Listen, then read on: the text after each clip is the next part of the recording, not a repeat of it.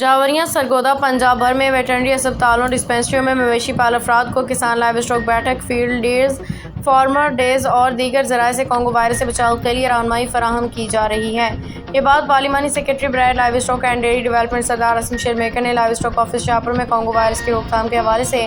محکمہ live stock Punjab کی جانب سے کئی مہم کی افتتاحی تقریب کے موقع پر صحافیوں سے گفتگو کرتے ہوئے کہی۔ Deputy director livestock doctor Syed Asif Shah نے کانگو وائرس کے حوالے سے تفصیل بتاتے ہوئے کہا کہ کانگو وائرس ایک بیماری ہے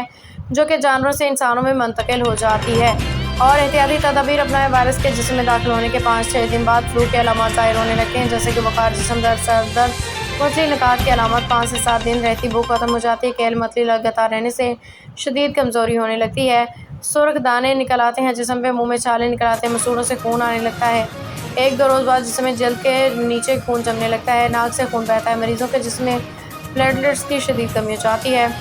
احتیاطی تدابیر کے ماسک استعمال کریں اور سپرے کریں۔ تقریب میں مہر ہارون بکر، مہر ارشد اور دیگران نے شرکت کی۔ کانگو وائرس بارے آگاہی واک بھی کی گئی جو لائیو اسٹاک سے شروع ہو کے جیل روڈ سے ہوتی ہوئی سینما چوک پہ ختم۔ رپورٹ ظفر عباس، تحصیل رپورٹر شاہپور جاوریاں۔